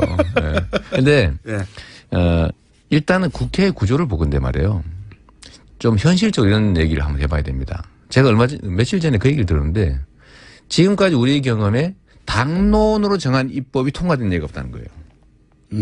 당론을 정한 순간 상대방이 극렬하게 막습니다. 그래서 뭔가 우리가 정책적 목표를 두고 추진해서 국민들한테 득이 될 것 같으면 무슨 수로 써서라도 막았기 때문에 네. 안 된다는 거예요. 그럼 우리 증세하자 그러면 지금 현재 국회 구조에서 쉽게 되겠습니까? 어렵죠. 당연히 안 되죠. 그런데 저 사람들이 소위 이제 어깃장을 놓자고 네. 감세를 들고 나오는데 감세도 사실 좋은 요소가 있습니다. 우리가 조세 부담률을 올리고 그다음에 복지를 확대하자는 건 국민들이 동의해요. 네. 총액으로 증세해야 된다라는 점을 87%가 동의한다는 거 아닙니까? 네. 그러면 그 방법이 뭐냐 도대체. 네. 부자를 증세하는 슈퍼리치. 얘기한 대로 슈퍼리치들 증세를 좀 하고 만약에. 거기까지 다 동의해요. 동의해. 대부분. 그런데 서민 감세를 하자고 하면은 증세분이 줄어들어서 마이너스가 되면 안 되잖아요. 그렇잖아요. 그럼 네. 감세된 만큼 소위 슈퍼리치 증세를 더하면 되죠. 더하자. 자본소득 증세라든지. 말하자면 담배값 인하 같은 것도 1조가 되면 네. 증세를 1조 더하면 되죠. 그러면 예를 들면 소득 격차를 해소하는 데 도움이 되죠. 뭐 대단한 비법이 있을 줄 알았더니 아니었고요. 아니죠. 아닌데 이거 한번 생각해 보세요. 이쪽 줄이고 이쪽 더 올리자. 그럼요. 왜냐하면 자유한국당 입장에서는 저거 절대 포기 안 할 겁니다. 왜냐하면 공격거리가 되니까요. 그럼요. 네. 그렇기 때문에 국회는 원래 하나씩 주고받아야 되거든요. 그럼 네 것도 해줄게. 우리 것도 하자. 증세 우리 입장을 관찰해서 증세하고 너네 입장을 통해서 감세를 하되 총액을 증가시켜야 된다는 국민적 합의니까 그만큼 더 증세하자. 라고 논쟁이 막 벌어지면 그냥 너네 왜 전에 하고 말 바꿨니 하는 것보다는 훨씬 더 그 사람들 입장이 곤란해질 수 있죠. 그러니까 부자, 그러니까 그 서민 감세라고 목적은 그게 아니더라도 어쨌든 담배값 인하하다든지 이런 걸 치고 나오는데 그거를 그냥 무시하지 말고 그래 그럼 일부 받을 테니까 우리도 거 받아라. 부자 증세도 더 받아라. 왜 주고받아야 되니까. 예. 국회는 현실적으로 국회 선진화법 때문에 과반수가 돼도 통과가 안 되지 않습니까? 그렇죠. 예. 그러니까 통과되는 방법은 저는 이런 생각까지 하는 거예요. 극단적으로. 지금 현재 상태로는 증세 먼저 하자 그러면 통과될 리가 없습니다. 현실을 인정해야죠. 그래서 만약에 두 개를 동시에 바꿨다 1차적으로. 그래서 지금 현재 상태로 유지된다는 거 아닙니까? 그러면 서민 감세를 한 만큼 예를 들면 부자 증세를 해놓으면 그것 자체도 이익이죠. 불평등 해소, 격차 해소에 도움이 되니까. 그리고 이 과정, 논쟁 과정에서 국민들이 어느 한쪽을 손을 들어줄 수밖에 없죠. 시장이 만약에 장관을 네. 하고 싶다고 시켜주지는 않겠지만. 또 그런 팩트 지적을 하고 그래. 이 장관을 내가 한번 경험해보고 싶었다는 자리 있어요? 전 경험해보고 싶은 건 없었고요. 네. 권한을 행사해보고 싶은 게 있었죠. 좋아요. 그런 표현으로 바꿔서. 노동부. 네. 노동부 장관이 되면 어떻게 바꾸실 생각이세요? 일단은 네, 노동 시간 줄이는 것은 네. 지금 현재 상태에도 할 수 있는 게 참 많습니다. 불법 예를 들면 52시간 초과는 철저하게 금지시키고 처벌하고 또 40시간 초과 근로에 대해서 철저하게 1.5배 임금 지급하게 하고 임금 체계가 지금 엉망진창이잖아요. 네. 그걸 제대로 지키게 하고 예를 들면 불법 파견 근로 대기업들이 주로 하고 있는데 아니 회사 안에 사장이 수백 명 있어요. 같은 회사 안에. 근데 이런 것들을 사실 불법 이제 하청인데 이거 직접 고용하게 하고 또 예를 들면 동일노동 동일임금은 지키게 하고 제일 큰 거 노동자들의 단결권과 단체 행동권을 좀 더 강화해가지고 노동자들의 힘을 키우면 노동의 몫이 늘어나죠. 이재명 시장님은 원래 그쪽 출신이라 그쪽 출신이라는 건 이제 본인이 노동자 출신으로 여기까지 온 거거든요. 자기 힘으로 다. 그래서 직접 경험한 걸 기반으로 해서 정책을 펴보고 싶으신 거군요. 이제 그것도 하나 있고요. 그건 사적 경험의 얘기고 핵심이 뭐냐면 제가 얼마 전에 다보스 포럼에 제가 초청받아 갔다 온 거 자랑 좀 해야 되잖아. 그죠? 초청 받으셨어요? 초청받았지. 자비로 그냥 가신 거 아니에요? 초청받아서 갔는데 이 다보스 포럼이 세계의 자본가들의 모임이거든요. 근데 이 사람들은 성장과 규제 완화에 핵심적인 관심이 있는 사람들. 항상 그렇죠. 언제나 경제가 성장해야 자기들 몫이 커지니까. 근데 여기서 포용적 성장을 들고 나왔습니다. 그러니까 공정한 기회와 공정한 경쟁, 공정한 배분. 요즘 유행어입니다. 그거. 공정한 경제 질서. 이거를 통하지 않으면 지속적 경제 성장이 불가능하다는 결론을 이룬 거예요. 기업가들조차. 그렇죠. 왜냐하면 지금처럼 편중된 성장 방식으로 이거는 더 이상 못 간다. 낙수효과 기대하고 없는 거죠. 그런데 거기 핵심이 뭐냐면 가계소득이 증대되는 겁니다. 소득주도 경장. 네, 그렇죠. 가계소득이 증대되는 방법 두 가지가 있는데 첫째는 증세와 복지를 통해서 재분배가 늘어나는 거죠. 근데 이게 쉽지 않아요. 두 번째는 산업 경제 현장에서 노동자 가계의 몫이 늘어나는 겁니다. 근데 이거는 결국은 노동자들의 힘이 강화돼서 가능한 거지 최저임금을 올리는 방식도 사실은 어쩔 수 없이 하는 거거든요. 그건 첫 조치일 뿐이죠. 어쩔 수 없이 하는 거예요. 하도 엉망이니까. 근데 노동자들의 힘이 강화되면 현장에서 자율적으로 그게 해결될 수 있어요. 어느 정도까지. 알겠습니다. 자, 시장님 오늘은 저희가 여기까지밖에 시간을 준비를 못했는데 그래도 겨우 이거 하려고 지금 여기까지 아침 6시에 한 30분 하셨어요. 그래도. 네. 그리고 본인이 1시간까지 이 시간을 차지할 정도가 안 됩니다, 지금. 좀 더 키워야 돼. 좀 더 큰 다음에 와야 되겠네요. 대선 후보였을 때는 가능했었는데. 알겠습니다. 이제는, 기초단체장이지 않습니까? 그러게요. 꼭 아픈 데를 콕콕 찌르십니다. 네.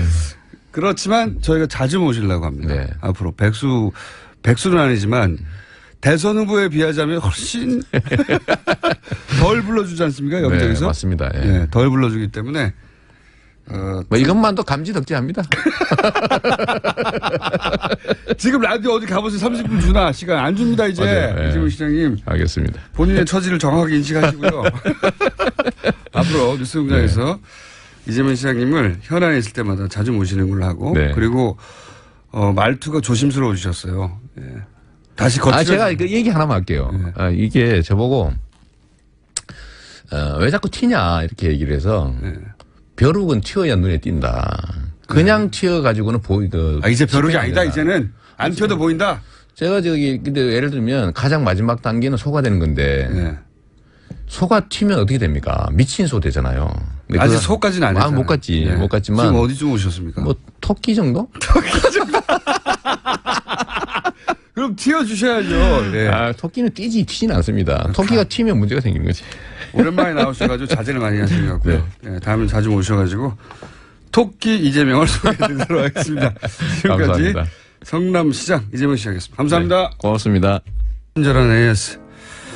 이재명 성남시장님이 오랜만에 지상파에 나와서 그런지 문자가 많이 왔습니다. 경기도지사 강추합니다부터 시작해서 성남으로 이사가려고 했으니까 거기 계세요까지 많은 문자 들어갔습니다. 그리고 누가 멀리 썼나 이번 주 마지막 아프리카 수단 카르툼 오존 카페와 인접한 63번가 이시트 스트리트에서 교통 상황 전해드립니다.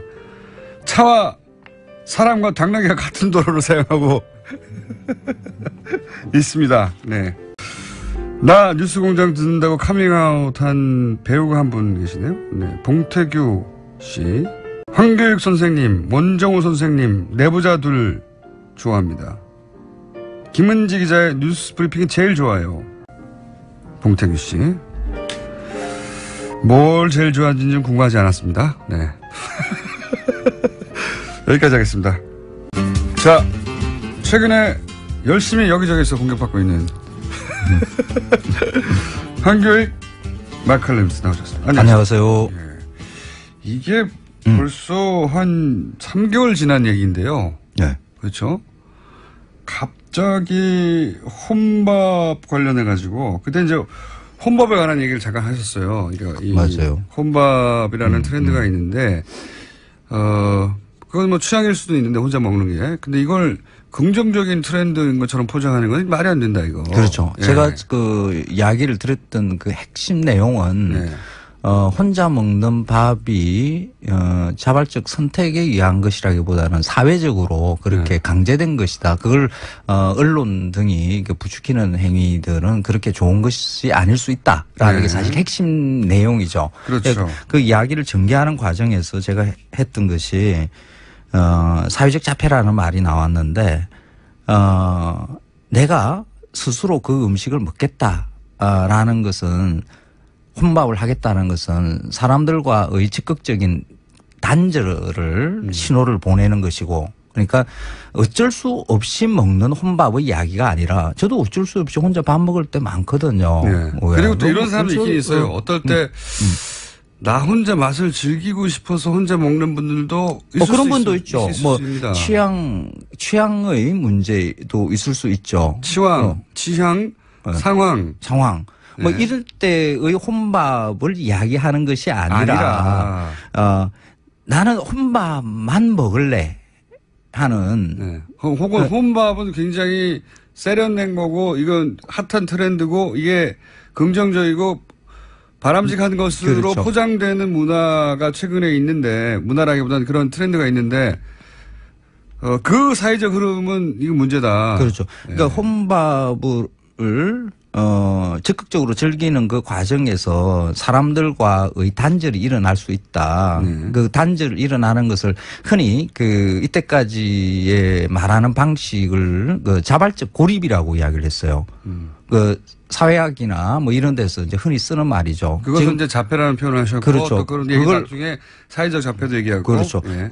고립 사회라고 지금 사회를 흔히 이제 이야기를 하는데 그 고립이라는 말은 조금 뭔가 고독 뭐 이런 뉘앙스를 풍기고 우리의 삶에 좀 긍정적인 의미를 가지고 있는 것처럼 이렇게 써요. 그래서 보통 상업 자본이나 언론에서 위안의 말로 흔히 뭐 이렇게 쓰거든요. 그런데 산업 사회의 자본에서 노동자들이 지금 살아가는 형편들을 보면 1인 가구가 급격하게 IMF에 의해 급격하게 늘어나고 있고 네. 결혼을 못 하는 겁니다. 그렇죠. 네. 연애도 잘 못 하는 거고요. 돈도 없고 그렇죠. 네. 형편도 안 되고. 이 상황, 지금의 노동자들은 혼자 밥을 먹을 수밖에 없는 상황으로 지금 내몰리고 있는 거거든요. 예전에는 그걸 원자화라고도 표현하고. 그렇죠. 예. 근데 그 내몰리고 있는 상황을 위안하기 위해서 그걸 자발적 고립이라는 말로 이렇게 포장해서 던지는 것으로 또 그 노동자들은 이 상황에 대해서 위안 삼아 나는 내 스스로 이런 것을 좋아하는 거야. 원래 나는 이게 체질이야 하는 것으로 만들어지고 그게 적극적으로 그 혼밥만 먹겠다. 사람과의 커뮤니케이션을 단절시키겠다는 이런 현상을 그 사람들이 이야기하고 있는 이런 분위기를 부추기는 그 자발적 고립이라는 말로 이렇게 제가 이야기하는 것은 바른 방법이 아니다라고 저는 생각을 한 거죠. 그런데 이게 이제 모르시는 분들을 위해서 잠깐 말씀드리면 혼자 밥 먹는 사람을 자폐아라고 했다라고 요약되는 어떤 지적이 있었고 그러자 이게 이제 뭐 여러 가지 커뮤니티에서 큰 논란이 되기도 했어요. 근데 첫 번째 지적하고 싶은 것은 저도 이 방송을 같이 했기 때문에 정확하게 기억하는데, 이런 것은, 이런 단절은 일종의 자폐고, 사회적 자폐고, 이건 현상을 말한 겁니다. 그렇죠. 그런데 여기서 그 단어를 자폐아로 바꾸잖아요. 그렇죠. 그러면은 혼자 밥 먹는 사람이 정신적 장애가 있는 거다라고 공격한 걸로 바뀌는 거예요. 그렇죠. 현상을 말하는 거에서 아라는 단어를 하나 바꾸므로 해가지고 황교익 선생이 혼자 밥 먹는 사람은 정신적 장애가 있는 사람이라고 공격했어. 이렇게 바꿔버린 거죠, 프레임을. 그러니까. 이건 저는 악의적이라고 봅니다. 몰라서 한 거면. 예, 그때 방송 당시에 이미 많은 분들이 이게 사회적 현상에 대한 표현이라는 것을 다 인지를 하셨고 어마어마한 사람들이 듣잖아요. 이 방송을. 그런데 아무 문제 없이 있던 것을 그걸 자폐아라고 의학적 용어인 것처럼 그러니까 정신적 질환을 앓고 있는 사람처럼 이렇게 예. 말을 바꾸는 것으로 해서 이렇게 갑자기 그 사회적 문제를 자폐라고 하는 문화 현상을 설명한 거냐 아니면 혼자 밥을 먹는 사람들을 정신적인 장애를 가진 자폐아라고 표현한 거냐 완전히 다른 얘기거든요. 그렇죠. 근데 그 자폐라는 단어에 아자를 붙여서 아자라고 하지 않았는데 이게 이제 이게 퍼져나가기 시작한 사태가 그렇게 된 거고요. 그러니까 다시 한번 설명하게 되시게 된 거죠. 그렇죠. 네. 그럼 뭐 이렇게 혼밥을 사회적 아젠다로 만들어준 그 일에 대해서는 오히려 저는 고맙다고 생각을 해요. 그러니까 혼밥이라는 게 2014년에 이 말이 이제 등장하기 시작하는데 처음에는 혼자 먹는 밥에 대해서 많은 문제가 있는 거 아니냐. 사회적 문제로 인식을 하고 많은 언론들이 그걸 다뤘어요. 네. 사실 사회적 문제가 있다는 것은 언뜻 보면 그 당시에 혼밥을 먹기 시작하는 그 대학생들의 연령대를 보면 IMF 전후에 그 유아기를 보낸 그러니까 우리나라 사람 사이가 좀 이거 폭압적으로 진행될 때 제대로 집에서 그 끼니 제대로 이렇게 해결하지 못했던 그러니까 양 부모가 다 이렇게 바깥에 돈 벌러 나가고 하는 그런 상황들에 의해서 그 유아기를 보냈던 그 세대들이거든요. 그리고 그 이후에 그 IMF의 영향으로 지속적으로 계속 그 일자리를 제대로 확보하지 못하고 학자금 늘 걱정해야 되고 하는 이런 세대들이죠. 그 일자리라는 게 거의 이제는 그 이후에는 비정규직의 저임금 일자리밖에 없는 그런 상황에 몰려 있는 그 세대들입니다. 한국 사회에서 가장 불행한 세대들이라고 볼 수가 있는 거죠. 이 불행한 세대들의 삶이 혼밥을 먹을 수밖에 없는 상황이라는 것으로 저는 해석을 했었어요. 예. 연애도 못하고 결혼도 못하고 친구도 제대로 만나지도 못하고 하는 조금 원룸에 들어와서 그렇죠. 근데 저는 혼자 먹어야 되죠, 그러면. 그렇죠. 근데 이 상황을 처음에 이런 상황이었던 것을 최근에 그러니까 한 1, 2년 사이에 그렇게 혼자 밥을 먹는 것을 세련되고 서구적인 것이며 아주 쿨하고 하는 이런 것으로 이런 포장 행위가 일어났어요. 해석을 해요. 근데 그 어느 사회에서든 사실 혼밥이라는 것은 자본주의 사회에서 점점 많이 늘어나고 있는 거거든요. 1인 가구가 이렇게 늘어나고 있죠. 1인 가구가 늘어나는 것에 대한 여러 걱정들, 사회학적 걱정들, 뭐 정책적 걱정들이 다 붙어 있어요. 그런데 한국 사회가 가장 심각하게 이 1인 가구가 늘어나고 있는 데거든요. 1990년대 한 10%밖에 안 되던 1인 가구가 지금 한 30%, 한 20년 사이에 한 3배 정도가 늘어나요.